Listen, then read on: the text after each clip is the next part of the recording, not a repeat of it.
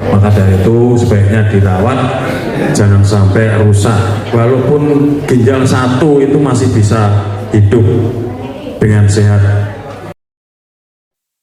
Itu harus hati-hati. Atau kencingnya kok berbusa, itu harus diwaspadai.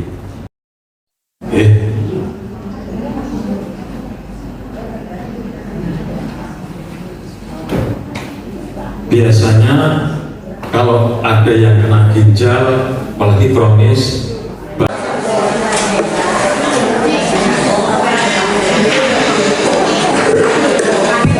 Bismillahirrahmanirrahim. Assalamualaikum warahmatullahi wabarakatuh. Yang saya hormati dan saya banggakan untuk peserta Prolanis, tetap semangat ya.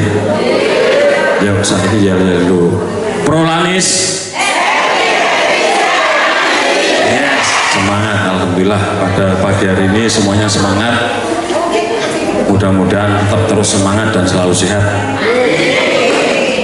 Pada pagi hari ini saya sedikit menyampaikan terkait masalah monitoring fungsi ginjal.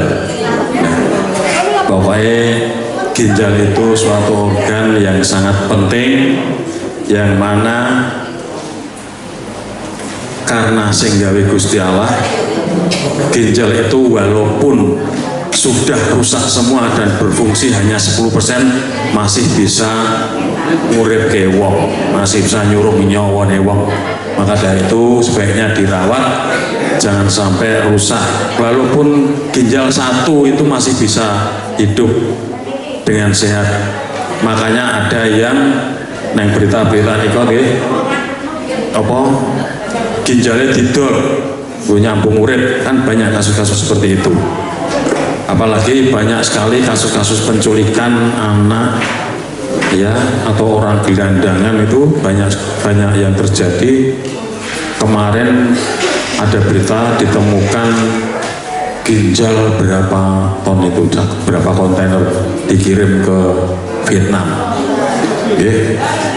Maka dari itu kita sebagai manusia harus bersyukur pada Allah bahwa masih diberi kekuatan dengan organ-organ yang tentunya butuh dengan perawatan. Di sini ginjal itu ada berapa? Dua nggih. Kalau paru nggih dua nggih. Jadi kalau sakit, nah parunya sakit yo sakit paru ya, poliparu saja. Ini sih bener poliparu, bukan paru-paru. Kalau ginjal ya bukan ginjal-ginjal ya. Kita mulai monitoring fungsi ginjal. Monitoring rutin pasien Prolanis, tim Prolanis bersama M1 ya.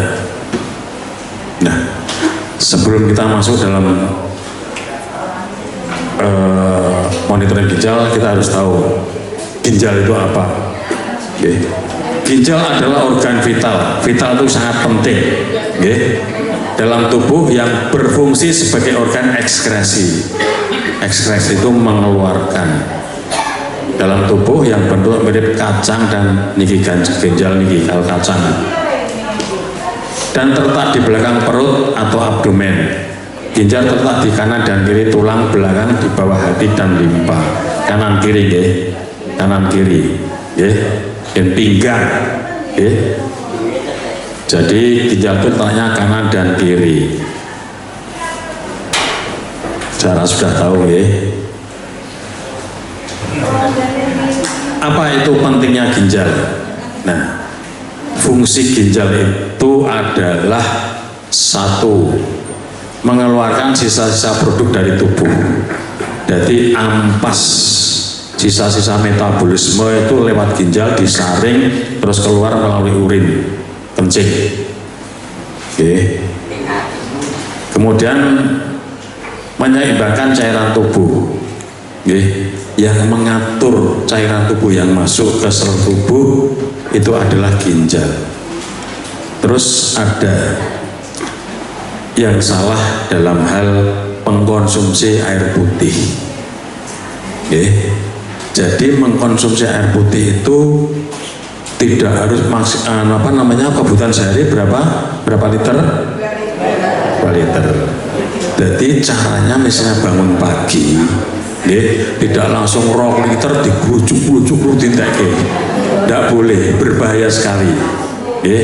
Jadi dalam sehari memang 2 liter, tapi tidak harus sekaligus ben roso apa esok-esok tepak 2 liter ngombe sampai pelompokan. Hal itu benar-benar terjadi sehingga menyebabkan seseorang itu pingsan karena hipervolemik, ginjalnya buatan kuat.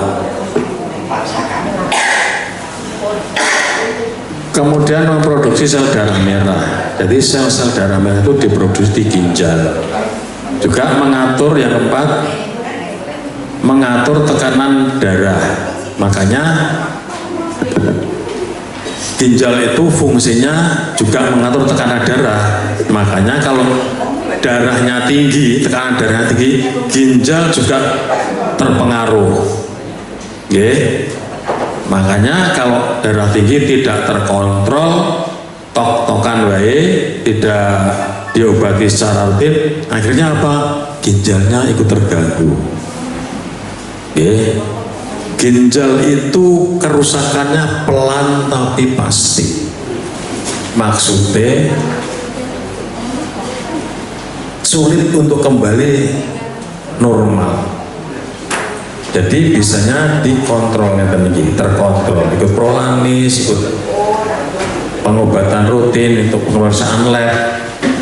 Jadi sifatnya masif, terus gitu, jangkanya lama.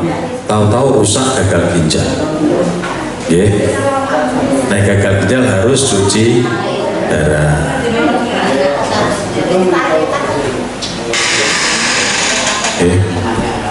Menyaring 120 sampai 150 liter darah per hari. Besar. 120 sampai 150 liter. Jadi terus bukan dalam artian sak monobanen itu terus disuaring bareng enggak. Jadi dalam sehari itu 24 jam tuh siklusnya dihitung yang lewat ginjal itu 120 sampai 150 liter. Kemudian mengaktifkan vitamin D untuk kesehatan tulang dan gigi. Jadi ginjal itu fungsinya banyak. Selain misalnya vitamin D diminum tanpa diaktifkan oleh ginjal tidak ada gunanya. Makanya fungsinya ginjal itu mengaktifkan vitamin D untuk gigi dan tulang. Paham ya?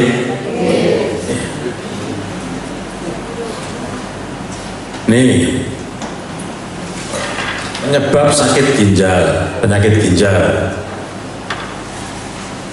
Ada yang diabetes, hipertensi, konsumsi obat pereda nyeri. Saben dino tuku Remasil. Banyak toh. Lah nopo? Anu pegel-pegel ben wengi. Ada yang ngombe tuku apotek apa di warung Remasil. Nah ngombe niku enak. Ginjalnya sing ora penak. Kalau tiap hari dalam jangka lama. Ini bukan berarti terus tidak boleh, bukan. Tapi konsumsi dalam jangka lama terus-menerus itu bisa mengakibatkan gangguan ginjal. Narkoba, psikotropik dan zat adiktif. Nah, beri buatan enten ya, pengguna narkoba enten buatan ngerti ya urung. Kemudian radang ginjal. Radang ginjal itu biasanya yang sering karena ngempet nguyo. Ampun ngempet nguyo. Nek kroso nguyo matur Pak sopir mau piknik, ini mau piknik loh. Mau piknik, wah nguyo. Wis naik di wis jileh kamar mandi wow apa sinten paling jangan sampai ngempet karena di situ juga ada bakteri-bakteri kan kotoran. Juga adanya batu. Sering yang terjadi adalah adanya batu ginjal. Batu ginjal itu penyebabnya dari kapur, salad, ya. Itu bentuknya tidak kayak neker halus gitu. Nek batu ginjal itu bentuknya lancip cering-cering gitu. Kayak biji katas yang dipecah jerone ngono. Makanya kalau nyeri ya koli ginjal itu rasanya sopore rapi. Karena apa? Karena ini letaknya ini ginjal ini batunya. Tapi pas oke batunya itu betul enteng. Kayak muyuh melu melorot itu gores atau jaringan dalam ginjal itu sangat luas. Begitu gores juga kalau sering gores akhirnya luka peradangan. Cara berpikirnya seperti itu.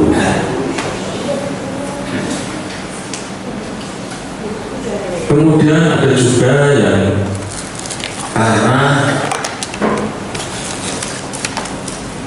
apa namanya dehidrasi yang berat. Karena diare terus tok-tokan, lah Ustaz, mamai godong jambu isi terus ya harus periksa penyebabnya apa bakteri apa virus. Kalau lagi awal-awal nggak apa-apa, baru sekali 2 kali 3 kali. Tapi kalau lu 10 kali terus, itu bisa dehidrasi, kekurangan elektrolit, kekurangan zat-zat dalam tubuh, itu bisa menyebabkan gangguan ginjal. Ini kalau yang lain-lain di bawah ini itu ada penyakit keluarga ginjal, kelahiran prematur, trauma di daerah abdomen jelas ya kalau kena ginjal ya. Kemudian ada penyakit-penyakit yang lain itu ginjal bisa terganggu semua, termasuk penyakit hepatitis, termasuk apa saja ginjal itu, karena ginjal itu adalah organ yang sangat vital yang berperan dalam metabolisme dalam tubuh.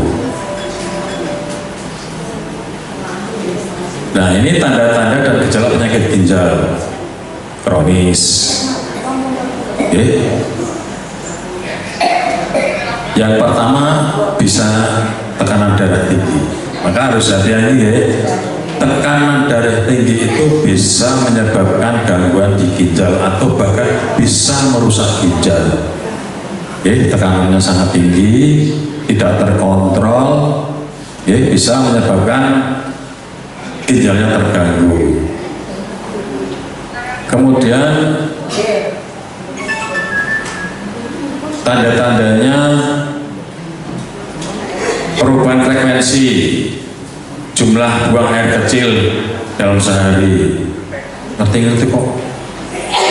Muyah-muyah terus itu bukan berarti DM juga. Kadang-kadang ginjal muyuh tapi kayak anyang-anyangan gitu, itu bisa karena gangguan di ginjal. Apalagi terus kalau panas kok ada semburat merahnya, itu harus hati-hati.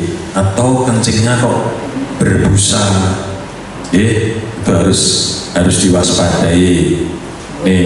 Adanya darah urin, kemudian gangguan sulit tidur, awalnya lemes terus, turu angel, ya. Kemudian nafsu makan hilang, sakit kepala, ya, sulit konsentrasi, gatal-gatal, sampai sesat, ya, apalagi sampai bengkak ini, ya, mual-mual. Tanda-tanda kreatininnya tinggi yang sering terjadi adalah mual-mual. Jadi buah terus, itu terus diikuti dengan kaki yang bengkak, kan sering terjadi. Tapi ada riwayat hipertensi, ada riwayat jantung, ada riwayat DM. Makanya dengan adanya prolans ini kita harus benar-benar bersyukur, dimanfaatkan sebaik-baiknya. Jangan sampai komplikasi itu terjadi karena kekurangan perhatian kita terhadap apa yang ada dalam tubuh kita, maksud penyakit DM maupun hipertensi.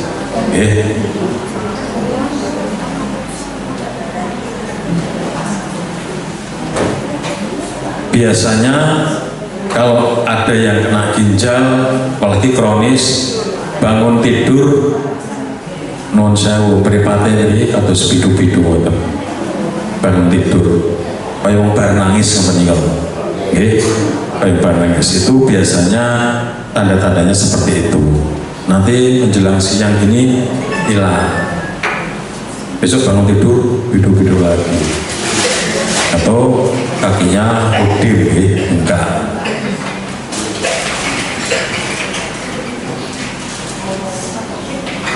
Nah, kemudian pemeriksaan fungsi ginjal.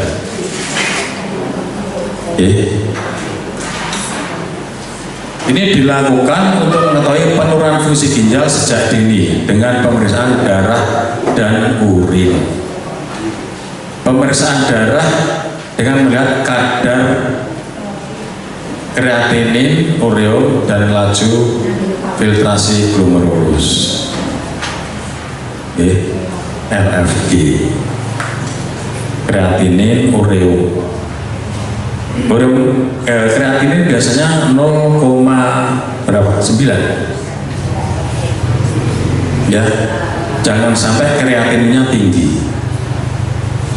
Kreatinin tinggi itu tanda-tanda kerusakan ginjal. Karena apa?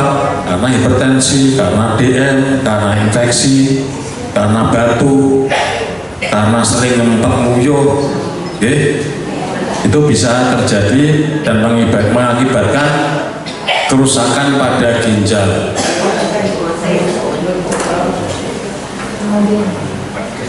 Kemudian pemeriksaan urin dengan melihat kadar albumin atau protein.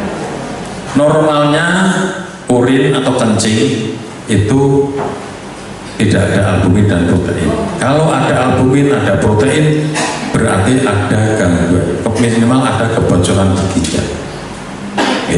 Jadi harus hati-hati terhadap pemeriksaan urin.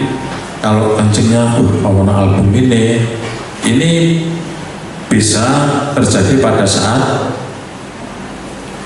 kehamilan. Kalau ada pada saat kehamilan ada albuminuri atau urin mengandung albumin atau protein, apalagi dengan tanda-tanda hipertensi, hati-hati.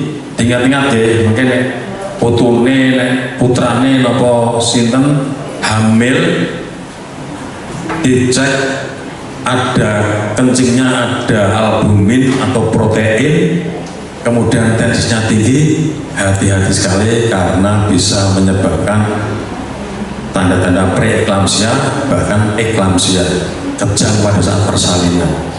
Ini harus diantisipasi, harus diedukasi bagaimana penanganannya kalau ada kehamilan, apalagi mau melahirkan, tanda-tanda itu sudah ada, harus ekstra hati-hati. Jangan sampai berakibat fatal karena kalau sudah kreatinnya tinggi, protein uri ada, hipertensi, resiko kejangnya tinggi, dan itu bisa menyebabkan kematian.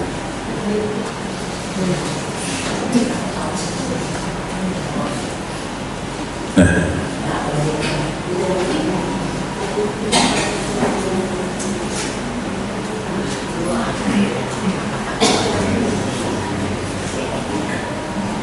ini kriteria gagal ginjal, jadi ini tak usah malah bingung. Ini yang tahu dari medis. Yang penting kreatinnya ini antara 1,2 sampai 1,4 nilai normalnya, kurang dari 1,2. Ini kalau lebih dari ini harus waspada, ginjalnya ada gangguan. Konsultasikan ke dokter ahli. Jadi benar-benar dipahami. Kemudian untuk yang kreatinnya mulai naik, tetap harus dikonsulkan ke dokter ahli. Bagaimana caranya ngendeke, jangan sampai itu berjalan terus, kreatinnya semakin tinggi, semakin tinggi, semakin tinggi, itu nanti ujung-ujungnya hemodialisa atau cuci darah.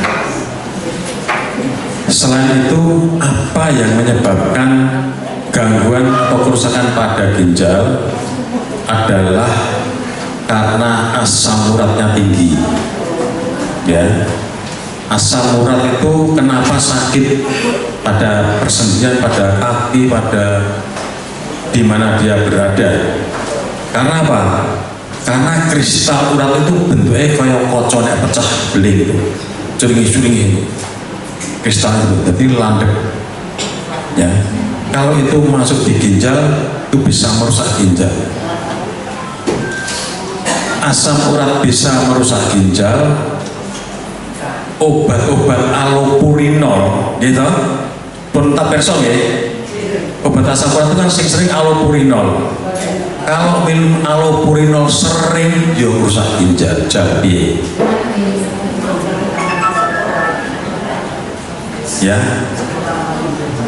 harus hati-hati. Iya caranya ben asam uratnya tidak begitu tinggi, banyak minum air putih. Dicoba yang asam uratnya tinggi, minum air putih, sering minum air putih. Asam urat itu larutnya dengan air putih. Jangan banyak konsumsi gula, apalagi makanan-makanan jeruan, peng, mete, daging-daging bangsanya sing enak-enak itu asam uratnya tinggi, purin. Kenapa? Asam urat itu nanti bisa menyebabkan terbakar. Saya pernah punya pasien dengan asam urat yang tinggi sampai 15 lebih. Itu kakinya hitam, terbakar kayak kayu. Akhirnya cuci darah, akhirnya selesai. Jangan sampai terlalu ngumbar nek yo enak, nek kacang jeruan, enak-enak apa enaknya mulai beriki kan ini selalu rasanya masalah. Jadi kita harus bisa mengatur sendiri kalau asam urat. Kenapa kita sepuh-sepuh ini kok sering asam urat mulainya kalau pas mulai usia senja karena itu metabolisme kita sudah mulai menurun, apa-apa mesinnya sudah mulai kesel gitu. Makanya olahraga perlu saya beritahu, olahraga itu jangan yang berat-berat kalau usia di atas 50. Karena apa? Awalnya rosok terus menggeh-menggeh, tapi keterbatasan paru-paru dalam menyerap oksigen. Ini kan ini menggeh-menggeh, paru-parunya sudah nggak bisa maksimal. Akhirnya apa? Kesel, akhirnya CO2-nya keluarnya terhambat, bisa berbahaya. Itu jadi harus benar-benar dijaga.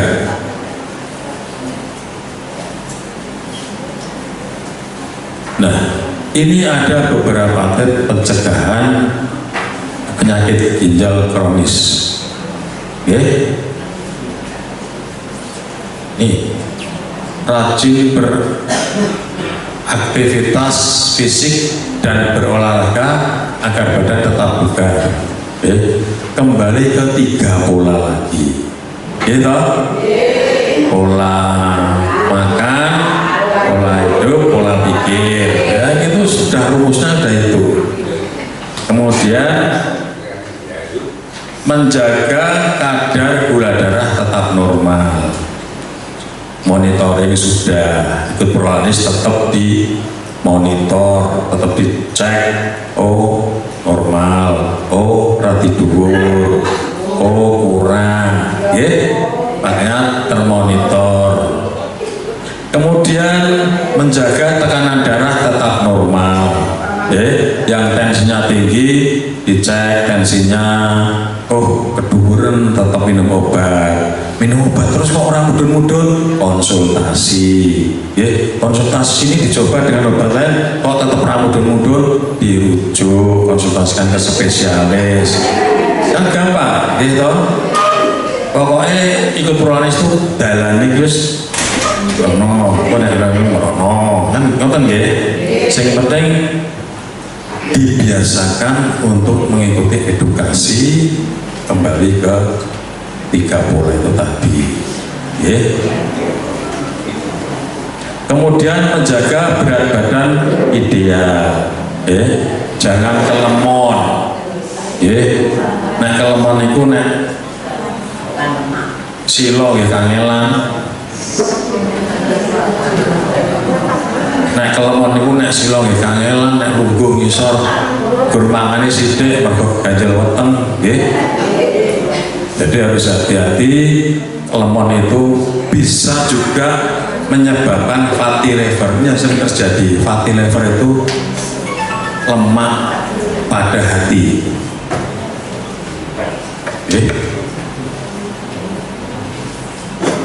Fatty liver itu menyebabkan timbunan lemak yang menutupi hati, liver.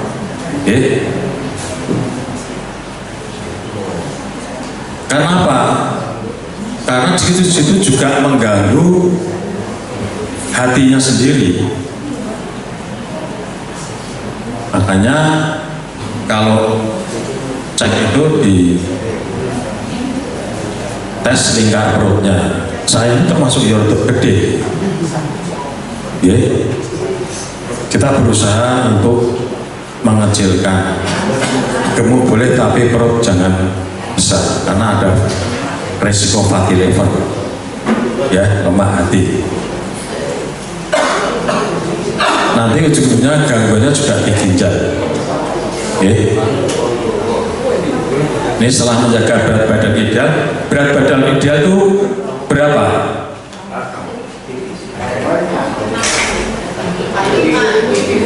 Berat badan ideal itu tinggi badan dikurangi 100 gampangnya.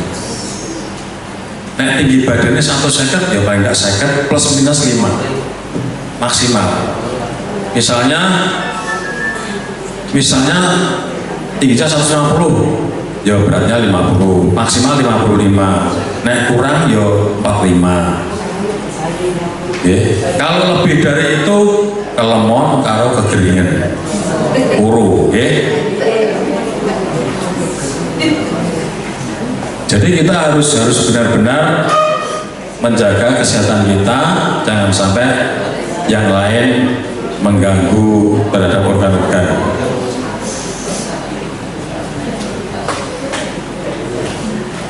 Ini kemudian minum air putih, air bening air bening 8-10 gelas per hari. Ya, 1 gelas berarti berapa? 200 mili 200 mili, paling tidak 1600 atau berapa? 2000 ya, berarti 2 liter 1500 sampai 2 liter dalam sehari. Kemudian tidak merokok. Merokok itu ada nikotinnya yang ikut peredaran darah sehingga bisa mengganggu fungsi ginjal juga, ya, termasuk paru-paru juga. Tidak usah merokok. Kalau nandur bako boleh nggak?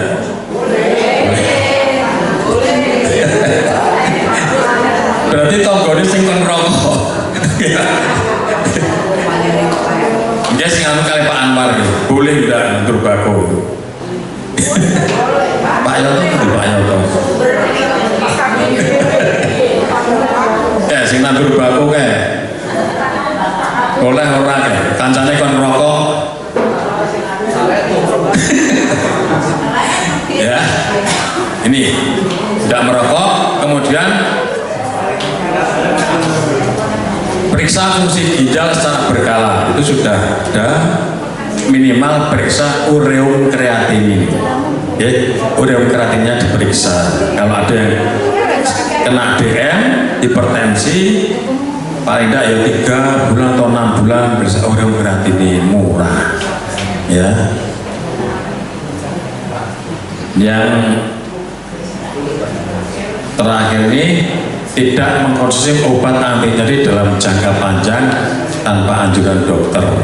Ini yang sering terjadi di masyarakat. Obat-obat nyeri beredar. Kadang-kadang ono yang mendatangi rumah-rumah itu toh, gitu, sok diterani, Bu, niki, Bu, ini obat ini ampuh, ya. Kemudian dalam jangka panjang tidak boleh mengkonsumsi obat nyeri, ya, saben dino ngombe anti rematik, kados kula wau remasil, saben dino ngombe paracetamol, saben dino ngombe piroksidan. Jangan, itu hanya untuk mencegah nyeri. Kita cari penyebabnya. Kok nyeri sebabnya apa? Oh pun sepuh, berarti kok linu-linu sikile loro kabeh, atau cek asam urat atau cek kolesterol. Oh ternyata osteoporosis pun sepuh, ya konsumsi vitamin D, vitamin tulang untuk memanfaatkan lagi, tidak bisa sekaligus sembuh. Kalau vitamin itu bangun lagi, memanfaatkan sing tulangnya udah mulai renggang, udah mulai keropos, mengkonsumsi vitamin dengan kalsium, itu tidak bisa ngombe terus esok mari, nggak bisa, karena itu bangun, ngecor lagi. Jadi perlu sabar, perlu proses. Kalau nyeri-nyerinya ya dan jahe, rempah-rempah. Sebenarnya orang-orang zaman Belanda itu pinter-pinter, rempah ini dijajah, dibawa mulai kono. Sebenarnya untuk itu, ya, kita harus jangan sampai konsumsi obat nyeri yang berlebihan dan berlangsung lama, terlalu lama, itu juga merusak ginjal selain mengiritasi lambung. Kan ada yang minum obat-obat nyeri langsung perih, wetenge, gitu.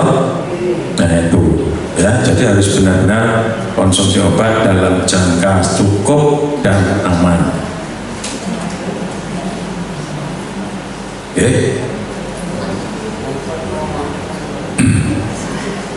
Mungkin dari sini ada yang perlu ditanyakan? Boten nggih.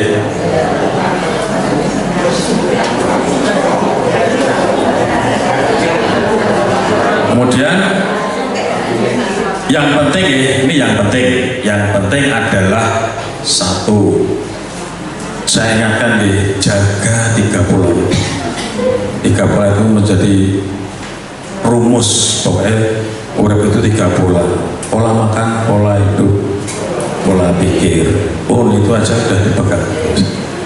Kemudian yang kedua, jangan bosan-bosan ikut prolanis, karena di sini sudah disediakan obat, laborat, edukasi, sehingga monitoring terhadap perkembangan kesehatan panjenengan itu bisa termonitor, terdeteksi. Kalau ada sesuatu secepat mungkin bisa diatasi atau dikonsultasikan ke pelayanan kesehatan yang lebih tinggi. Oke? Jadi monggo Bapak Ibu semua, mudah-mudahan apa yang kami sampaikan ini menjadi pengingat, menjadi suatu pengeleng-eleng agar selalu terbiasa dengan pola hidup sehat. Tetap semangat, mudah-mudahan tetap selalu terjaga kesehatannya, selalu hadir di sini untuk meminimalkan atau mencegah adanya komplikasi. Terima kasih dari kami, mudah-mudahan bermanfaat. Wabillahi taufiq wal hidayah. Wassalamualaikum warahmatullahi wabarakatuh.